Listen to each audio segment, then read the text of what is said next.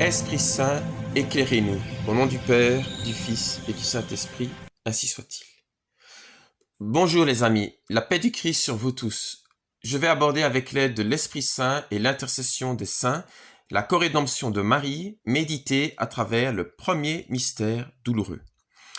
Alors certains diront peut-être que la corédemption de Marie et les mystères joyeux, ça a du sens, vu que ces mystères concernent l'enfance du Christ et par conséquent sa mère y est de chaque instant. Or, le premier mystère douloureux voit le Christ se retirer au jardin des Oliviers, dit aussi Gethsémani, qui en araméen signifie pressoir à olives ou mont des Oliviers, du nom de cette montagne sacrée à l'est de Jérusalem, couverte d'une oliveraie à son pied.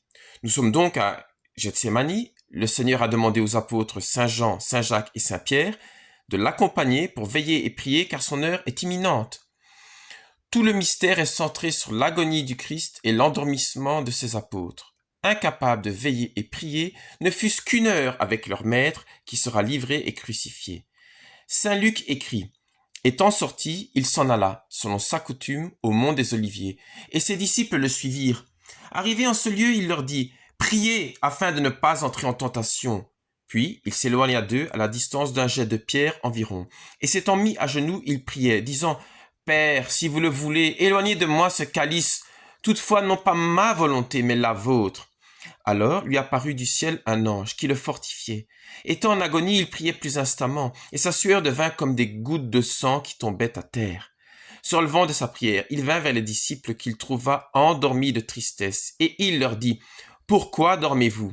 Levez-vous et priez afin de ne pas entrer en tentation. » Saint Luc, chapitre 22, versets 39 à 46. Comme on le voit, nulle mention de notre bien-aimée Vierge Marie. Avant d'expliquer ce que cette absence signifie, développons un peu ce mystère, ce premier mystère douloureux, pour en dessiner les principaux contours. Le fruit de ce mystère, vous le savez sans doute si vous priez fréquemment le rosaire, est la contrition des péchés, c'est-à-dire le regret de nos péchés et la douleur sincère d'avoir offensé Dieu. Ce n'est pas un hasard que le Christ ait choisi ce lieu. Ce pressoir à olives, c'est-à-dire Gethsémani, symbolise les épreuves de la vie qui nous purifient et la pression que la providence exerce sur nos âmes, tant pour les débarrasser des scories du péché que pour les anoblir de vertu. Lève-toi, vent du nord. Viens, vent du midi, chante l'Esprit Saint par la bouche de Salomon. Soufflez sur mon jardin. Faites exhaler ses parfums, que mon bien-aimé entre dans son jardin, qu'il en mange les fruits délicieux. Lisons-nous en Cantique chapitre 4 verset 16. C'est le Cantique des Cantiques donc. Des fruits délicieux, un rosaire, une oliveraie. La parole de Dieu est fort imagée. Durant son parcours terrestre, le Fils de Dieu employa de nombreuses métaphores et allégories afin de frapper nos esprits au coin de la sagesse divine. Le vent du nord représente les épreuves, l'adversité, les froideurs de l'âme, la nuit obscure, pour ceux qui connaissent Saint Jean de la Croix. Et le vent du midi, les grâces, les victoires lumineuses, la chaleur torride de l'amour de Dieu.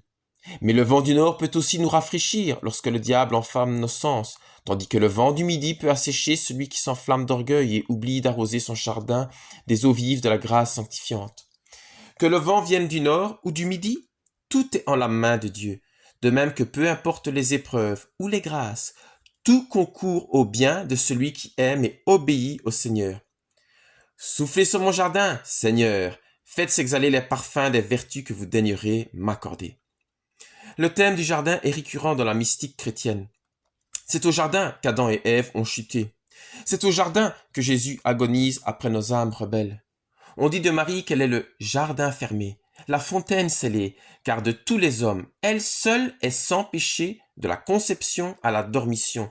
Elle est ce jardin où est descendu mon bien-aimé, à ses parterres d'aromates, pour paître son troupeau dans les jardins et cueillir des lys. Comme dit le Cantique des Cantiques, la nouvelle Ève, par sa fidélité au Seigneur, par son fiat permanent, par sa volonté tout entière orientée vers le ciel et le vouloir divin, offre à Jésus le terrain idéal, parfait, propice où faire croître les vertus de la grâce sanctifiante, loin des cailloux, des mauvaises herbes et des vilains corbeaux. Son exemple édifiera toutes les générations d'hommes nouveaux qui la proclameront bienheureuse, comme le rappelle saint Luc, chapitre 1, verset 48. Nous sommes les brebis que Jésus veut paître dans le jardin de Marie, la reine du rosaire, qui permet à chaque olive d'être pressée dans le bon pressoir du vouloir divin. En acceptant que le fiat marial devienne la ligne conductrice de notre existence terrestre, nous signons avec notre volonté et avec notre sang pour un aller saint vers Gethsémani. Mais ce n'est pas nécessairement le martyre de Pierre ou de Jacques qui nous attend, mais bien plutôt le service rendu à la milice de Marie, un parcours similaire à celui de Saint Jean, fidèle comme sa mère Marie. Voici ta mère au pied de la croix. Jean comme Marie s'endormirent dans leur lit et se réveillèrent revêtus de la gloire dans le ciel éternel. C'est cela que Jésus veut pour nous, et non la purification extrême du martyre corporel. Et il ne faut pas beaucoup de martyrs pour impressionner les foules et les appeler à la conversion. En revanche, d'innombrables petites âmes abandonnées à Dieu sont nécessaires pour élever une civilisation de l'amour. Des martyrs blancs, rougis à l'intérieur des discrètes épreuves de la vie. Jardin fermé, ma sœur fiancée, fontaine close, source scellée. Tes jets forment un verger de grenadier, avec les fruits les plus exquis, henné et nard et safran, cannelle et cinnamore, avec tous les arbres à encens, myrrhe et aloès, avec les meilleurs aromates. Source des jardins, puits d'eau vive qui ruisselle du Liban, nous annonce le Cantique des Cantiques, chapitre 4, versets 12 à 15. L'encens et la myrrhe qu'offriront dès le commencement les rois mages au divin enfant promis à la croix. Désormais, la croix du Golgotha n'est plus qu'un jet de pierre du jardin de l'agonie. Jésus s'éloigna d'eux à la distance d'un jet de pierre environ. Alors on en revient au mystère douloureux.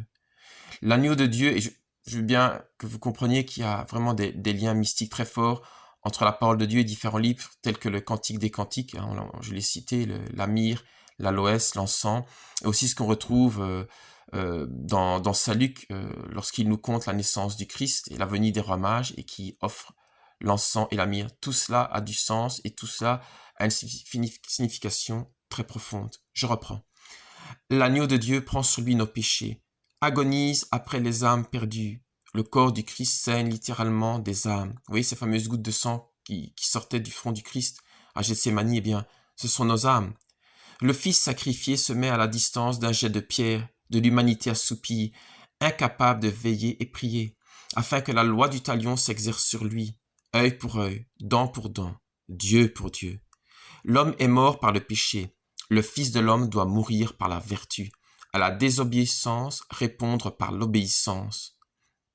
Et ça, on en revient aux capsules précédentes où j'avais bien insisté par l'aide du Saint-Esprit, avec la nécessité d'obéir et la très sainte Vierge Marie est vraiment l'obéissance même. Elle est l'obéissance à l'état pur, elle est l'Immaculée Conception, le fameux fiat.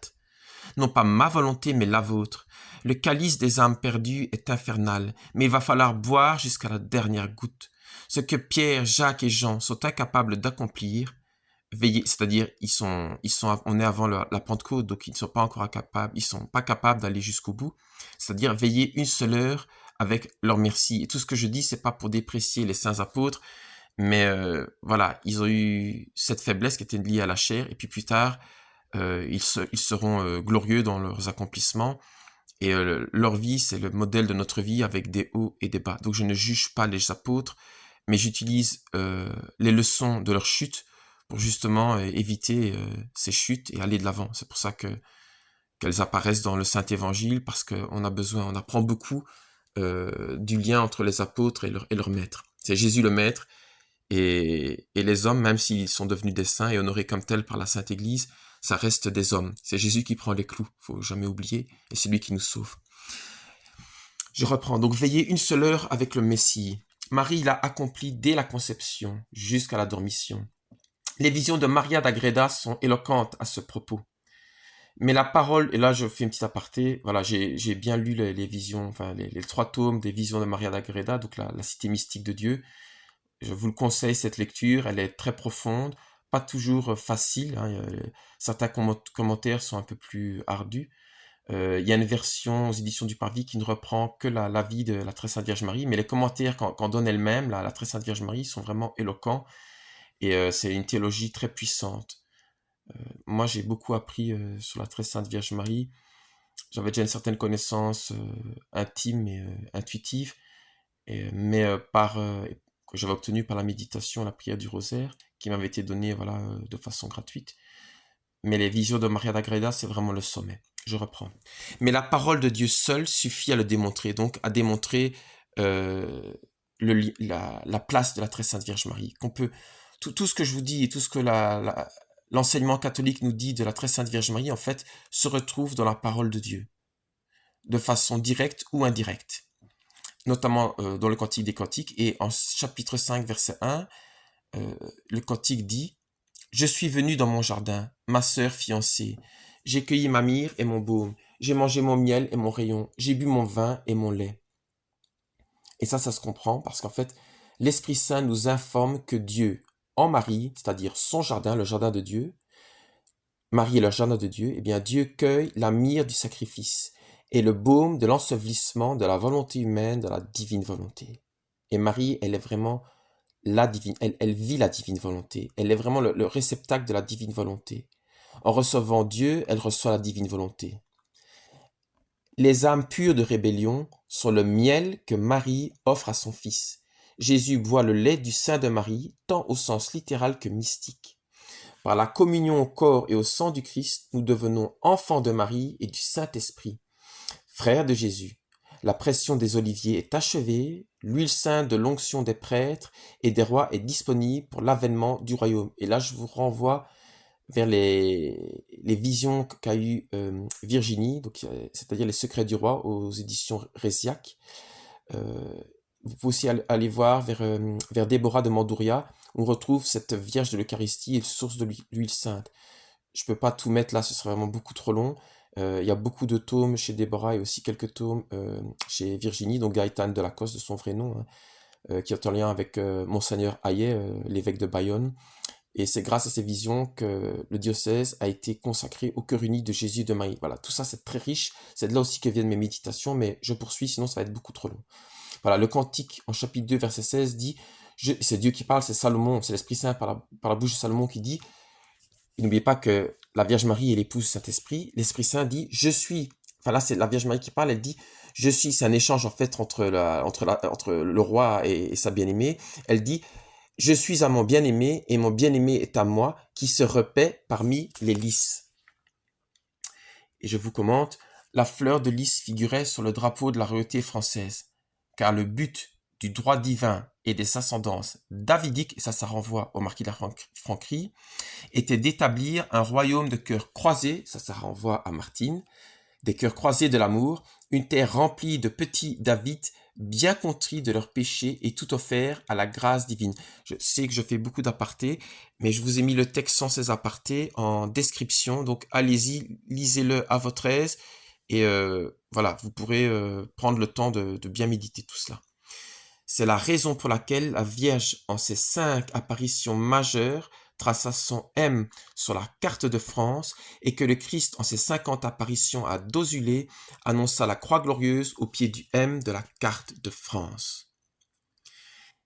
L'échec des Jean, Jacques et Pierre à Gethsémani n'est que temporaire. N'ayez pas peur, dit le Christ, j'ai vaincu le monde. Je suis avec vous jusqu'à la fin des temps. Et ça tombe bien, la fin des temps, nous y sommes. Si Marie ne figurait pas physiquement à Gethsémani, c'est que ce lieu était réservé à l'agonie du Christ, revêtu de tout le péché crasse du monde. La toute pure, la sans tache Vierge Marie, a pour mission d'établir en son sein immaculé les futurs lys du royaume renouvelé. Marie est la Jérusalem céleste descendue du ciel d'auprès de Dieu, l'Immaculée Conception, qui, avant Gethsémani, donne le Messie au monde, et après Gethsémani, réceptionne les rachetés au pied de la croix, en vue de la Pâque éternelle, par la puissante descente du feu du Saint-Esprit à la Pentecôte 50 jours plus tard.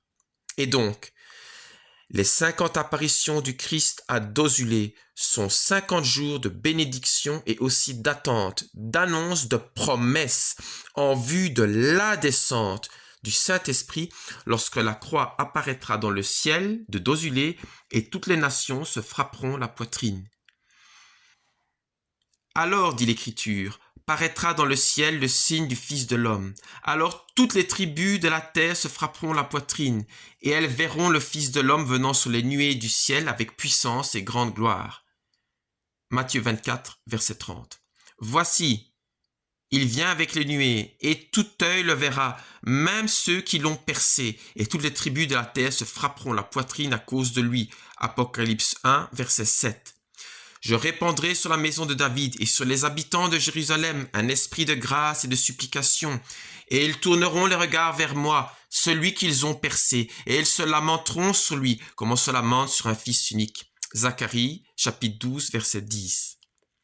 Les 5 apparitions majeures de la Vierge Marie en France au XIXe siècle honorent les 5 plaies de Jésus-Christ en croix. Ces 5 baisers d'amour de la Vierge Marie à son divin Fils sur les plaies de son cœur meurtri. Ces apparitions mariales et dosulées forment le verso de la médaille miraculeuse qui fut décrite par Marie, femme revêtue du soleil, à Catherine Labouré à la rue du Bac à Paris en 1830. C'est donc la première grande apparition du cycle marial d'apparitions, les fameuses 5 apparitions que je mentionne régulièrement. On le voit, le ciel ne nous abandonne pas, loin s'en faut. Les repères sont innombrables, mais il convient d'observer toute chose avec sagesse divine et un sens surnaturel du pourquoi de notre existence. L'avènement du royaume de Dieu est lié à la croix et à la femme cygne apparue dans le ciel. Que votre règne arrive sur la terre comme au ciel, prions-nous depuis 2000 ans. Cela signifie que ce règne n'est pas encore pleinement et définitivement advenu malgré la victoire du Christ en croix. Le millénarisme devait être sagement recadré, mais le millénium est une certitude biblique et eschatologique absolue. Nul doute que le roi reviendra, et sa créature, reflet, sera alors rendue parfaite, comme il était au commencement, avant la chute. Revenons sur Gethsémani, là où l'amour souffrit dans la solitude à cause de notre tiédeur. Pierre, endormi, représente l'Église endormie, dans son péché et sa médiocrité. Jacques, endormi, représente la fougue perdue des apôtres, qui croyaient remuer célibataires, aspirant meilleure place, assis à la droite du Seigneur dans sa gloire. Marc 10, verset 37. Jean, endormi, représente les bien-aimés du Seigneur, ingrats et inaptes à répondre à la grâce par le sacrifice de son confort charnel et de sa volonté personnelle. C'est pourquoi un ange apparaît du ciel et fortifie l'homme des douleurs, car seuls les hommes angéliques, nés du ciel, c'est-à-dire nés de nouveau, c'est-à-dire non plus nés de la chair, mais nés de l'esprit, et morts au mensonge de la terre, pourront aider le Christ à la fin des temps à rassembler ses élites des 4 coins de la terre. C'est la dernière évangélisation avant le retour du Christ en gloire, et aussi avant le règne de l'Antéchrist. Et donc il faut une dernière grande évangélisation, et c'est le but de tout ce qui est expliqué ici. Le calice de la tribulation, personne n'échappe. Le calice que je bois, avait répondu Jésus au fils de Zébédée, à la vérité, vous le boirez. Donc, c'était la fameuse demande, Saint Jean et Saint Jacques, leur mère les avait envoyés auprès du Christ, demander pour avoir une place à la gauche et à la droite donc du Messie, de Dieu, dans sa gloire. Ce qui d'ailleurs avait courroucé les 10 autres apôtres, et Jésus avait commenté, mais si vous voulez servir, en fait, vous devrez être, si vous voulez être le premier dans mon royaume, vous devrez servir. Vous ne devez pas régner comme les hommes, comme les princes de la terre, qui dominent avec outrage et en intimidant leur sujet. C'est pour ça qu'on dit du pape qu'il est le serviteur des serviteurs de Dieu, parce que si on veut être le premier, en fait, il faut servir. D'où la phrase « servir au périr » que le Christ annonce à Martine. Mais, je reprends mon texte, mais pour les enfants de Dieu, la pression exercée produit de l'huile sainte et du vin éternel. Et vous serez baptisés du baptême dont je suis baptisé, dit le Christ en Marc 10, 38. La tribulation, c'est les vécus en Dieu, nous conforme au crucifié. Les gouttes de sang reviennent à leur origine, le Sacré-Cœur. Dans le cœur percé de Dieu se trouvent toutes les âmes appelées à vivre en son royaume. Pareil le monial rappelle au monde et à la France en particulier l'abîme de miséricorde du cœur percé de Dieu. La dernière grande plaie d'amour. C'est la dernière plaie, mais c'est aussi le commencement de toute chose et de toute vie, car si le cœur de Dieu fut frappé en dernier, c'est lui qui le premier donna vie à tous les vivants. Je suis l'alpha et l'oméga, le premier et le dernier, le commencement et la fin, dit le Christ en gloire à Jean en extase, Apocalypse 22, 13. Celui qui est, qui était et qui vient, le Tout-Puissant, Apocalypse 1, verset 8. Moi, à celui qui a soif, je donnerai de la source de l'eau de la vie gratuitement, Apocalypse 21, verset 6. Ne crains pas, je suis le premier et le dernier, le vivant. J'étais mort et me voici vivant pour les siècles des siècles, Apocalypse 1, verset 17 à 18. Dieu commence par là où il sait qu'il devra terminer. Tout se fait en Dieu.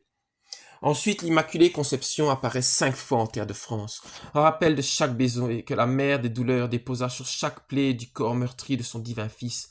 5 apparitions majeures avant que les 50 visitations de Jésus à Madeleine, au mont, viennent couronner le M de Marie de la croix glorieuse et victorieuse. Écoutez bien maintenant, les amis.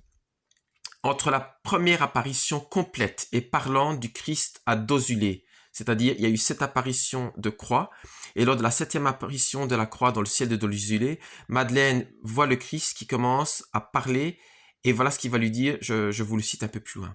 Donc, je reprends. Entre la première apparition complète et parlante du Christ à Dosulé et l'apparition principale de Paray le monial, s'étendent pile 300 ans. Du 27 décembre 1673 au 27 décembre 1972. En compute biblique, je rappelle, le premier jour de l'année compte pour l'année entière. Donc le 27 décembre 1972, c'est déjà le début de 300 ans après le 27 décembre 1673, et donc c'est compté, comptabilisé en calcul biblique comme déjà 300 ans. Donc le 27 décembre, et je rappelle, le 27 décembre, l'Église, épouse du Christ, fête la Saint-Jean, auteur de l'Apocalypse et disciple bien-aimé qui reposait sa tête sur la poitrine du Christ pour entendre les battements du cœur de Dieu. J'en ai bien conscience, tout ce que je vous livre, c'est beaucoup d'informations à ingérer et à digérer, mais chaque détail a son importance, et vous allez comprendre. Apparaît le 27 décembre 1673, le Seigneur dit: voilà ce cœur qui a tant aimé les hommes et qui n'en reçoit en retour que des ingratitudes. Jésus demande de communier aussi souvent que l'obéissance le permettra, et particulièrement le premier vendredi de chaque mois, en réparation des offenses commises contre le Saint-Sacrement. Il instaure l'heure sainte. Il dit: toutes les nuits du jeudi au vendredi, je te ferai, donc il parle à Marguerite Marie Alacoque, je te ferai participer à cette mortelle tristesse que j'ai voulu ressentir au jardin des Oliviers.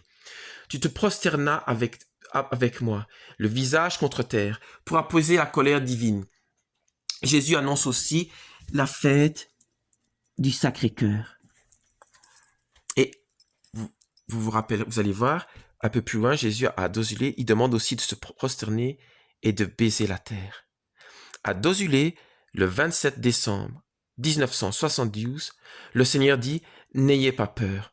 Je suis venu de Nazareth. Je suis Jésus de Nazareth, le Fils de l'homme ressuscité. Puis il dit: je suis le premier et le dernier et le vivant. Je suis l'amour, la paix, la joie, la résurrection et la vie.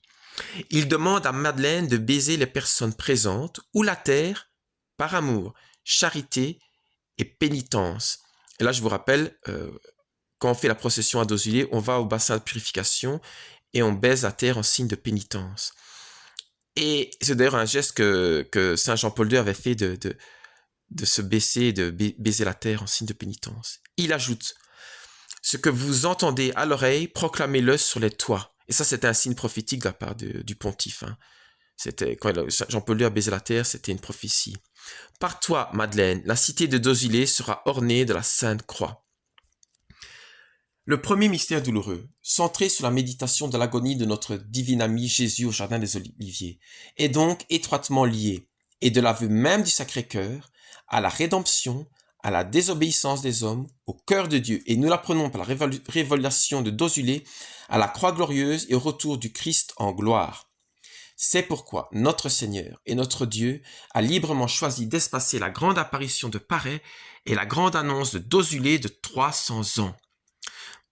Ce nombre comprend le chiffre 3, qui manifeste le Dieu trinitaire, qui va descendre dans le cœur des hommes de France, les lys, afin d'insuffler aux enfants de Jésus par Marie l'amour, la passion et le respect des 10 commandements, la pratique de la neuvaine à la divine miséricorde, tel qu'annoncé à Sainte Faustine, assorti de 9 promesses rappelées à Dosulé et achevées par une purification au bassin de Dosulé. C'est la 10e promesse. Donc vous comprenez, il y a le 3 de la Trinité, fois les 10 commandements, et les 10 commandements, c'est-à-dire le règne de Dieu, c'est-à-dire lutter contre le péché, multiplié par 9 promesses et une 10e promesse qui font 10.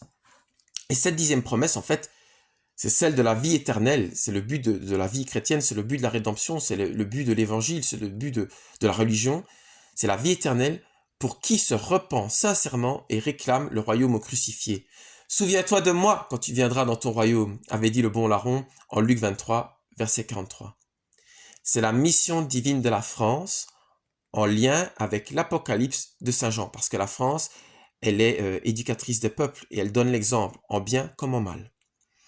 Et donc, la France, par sa révolution française, a fait chuter toutes les nations d'Europe et le monde entier, mais par sa restauration qui a été promise, elle va aussi, d'abord par la Bretagne, par la France, et puis ensuite propager au monde entier, elle va aider à vaincre la bête aux 7 têtes et 10 cornes. Les 7 têtes de la bête, donc, attaquent les 7 sacrements par lesquels Jésus sauve les hommes en son Église. Les 10 cornes de la bête percent la loi et la morale des 10 commandements. C'est mai 68 et Hollywood, l'esprit du monde en général. C'est aussi la haine des saints et des mystiques, pour nous éloigner des neuvaines, source de grâce, et empêcher l'accès à la 10e et dernière promesse, la vie éternelle au royaume des cieux, le retour du Christ en gloire, dans nos âmes, et pour nous, et pour établir son royaume, que ce soit sur terre, par le millénium, ou au ciel, par la vie dans le paradis. France, disait saint Jean-Paul II, fille aînée de l'Église, es-tu fidèle aux promesses de ton baptême? France, fille aînée de l'Église et éducatrice des peuples, es-tu fidèle pour le bien de l'homme à l'alliance avec la sagesse éternelle? C'était au Bourget le 1er juin 1980. Après le Sacré-Cœur, après la Vierge, après la croix, la Providence envoie son pontife marial, son Pierre de la fin des temps. Et à Jean-Paul II est aussi lié le règne de Benoît XVI. C'est la gloire des oliviers dans la prophétie de Malachie. Que voulez-vous de plus, peuple de France? Il faut que cesse enfin l'agonie. Briser le cercle infernal du péché. En finir avec cette rébellion, cette révolution déicide et régicide. Revenir aux fondamentaux. Le Christ et Notre-Dame. Jésus par Marie. Si la co-rédemption de Marie ne vous saute pas aux yeux, c'est que vous ne voulez pas voir. Mais j'ai une question à ceux qui doutent. Voulez-vous aimer?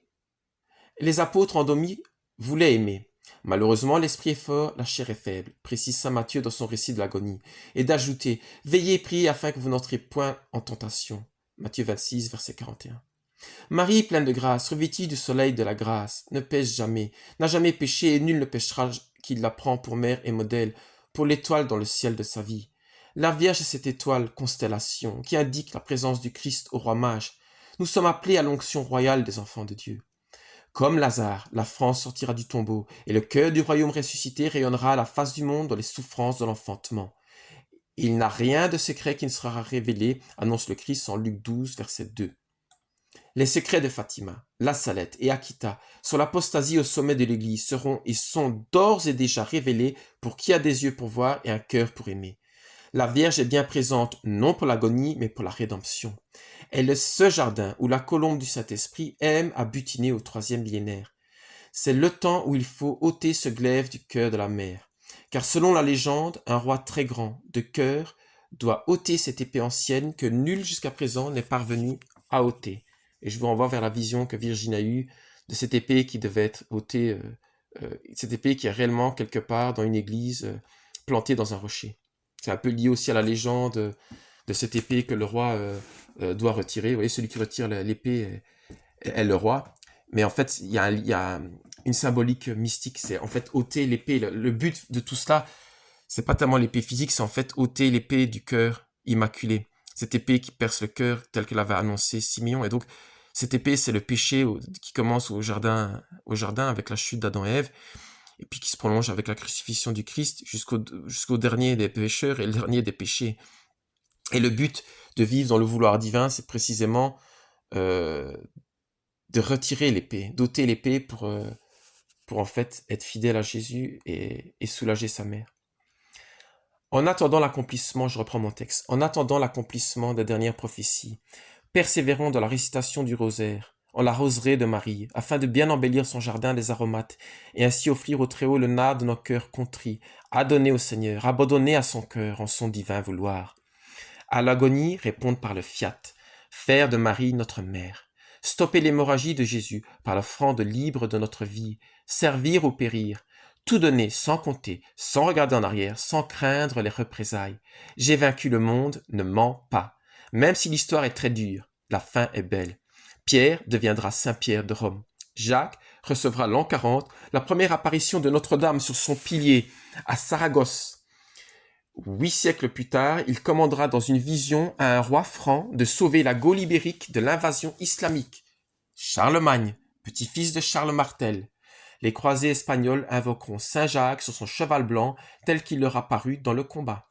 Jean recevra la mère de Dieu chez lui, la reine des mystiques, le prépara à recevoir la révélation des révélations sur l'île de Patmos. L'apôtre bien-aimé nous laissera le plus profond des évangiles, 3 lettres enflammées d'amour céleste à l'Église universelle, et l'amour filial à la mère chevillée au corps. Jésus donc, dit l'Écriture, voyant sa mère, et près d'elle le disciple qu'il aimait, dit à sa mère, « Femme, voici ton fils. » Puis il dit au disciple, « Voici ta mère. » Femme, voici ton fils. Fils, voici ta mère. Et dès cette heure, le disciple a pris chez lui Jean 19, versets 26 à 27. Même avec des endormis, Jésus peut faire des miracles. Or, Marie, en ses apparitions, est venue réveiller le peuple de Dieu. Quelle grâce pour la France fine de l'Église, mais quelle grâce! Veillez et priez afin de ne pas entrer en tentation. Voici que l'heure est proche, et le Fils de l'homme est livré aux mains des pécheurs. Levez-vous, allons, voici proche celui qui me trahit. Matthieu 26, versets 45 à 46. Si quelqu'un prétend que Marie n'est pas co-rédemptrice, médiatrice de toutes les grâces, notre reine et notre avocate, ne l'écoutez pas, il n'est hélas pas de Dieu. Si quelqu'un modifie les paroles de la consécration, fuyez sa messe sacrilège. Tenez-vous à une certaine distance de tels scandales et priez pour que les scandaleux se repentent. Père, pardonnez-nous nos offenses, comme nous pardonnons aussi à ceux qui nous ont offensés. Réfugions-nous dans le cœur d'accueil de Jésus, don du Père Tout-Puissant. Par le cœur immaculé de Marie, amour de Jésus et don pour les enfants de Dieu, avec l'aide du bon Saint Joseph, premier co-rédempteur, assistant de la femme revêtue du soleil. Je vous salue Marie, pleine de grâce, le Seigneur est avec vous. Vous êtes bénie entre toutes les femmes, et Jésus, le fruit de vos entrailles, immaculé, est béni. Sainte Marie, Mère de Dieu et notre Mère, priez pour nous pauvres petits pécheurs, et submergez de grâce l'humanité entière par l'action de votre vive flamme d'amour, maintenant et à l'heure de notre mort. Amen. Je vous salue, Saint Joseph, fils de David, homme juste et virginal. La sagesse est avec vous. Vous êtes béni entre tous les hommes, et Jésus, le fruit de votre fidèle épouse Marie, est béni. Saint Joseph, Père digne, protecteur de Jésus-Christ et de la Sainte Église, priez pour nous, pauvres pécheurs, et obtenez-nous la sagesse divine maintenant et à l'heure de notre mort. Amen. Merci de partager et propager le plus possible. Abonnez-vous si ce n'est déjà fait. C'est gratuit et renforce cette chaîne d'amour naissante. Mettez un pouce bleu si vous avez aimé et faites un ave pour l'auteur et pour qu'il règne en chacun de nous. Quand je dis il, c'est Jésus-Christ. L'ave, c'est pour l'auteur et il, c'est Jésus-Christ. Amen. N'hésitez pas à commenter. J'aime échanger avec des frères et sœurs en Jésus-Christ pour que l'amour circule librement. Amen. Maranatha. Viens, Seigneur Jésus.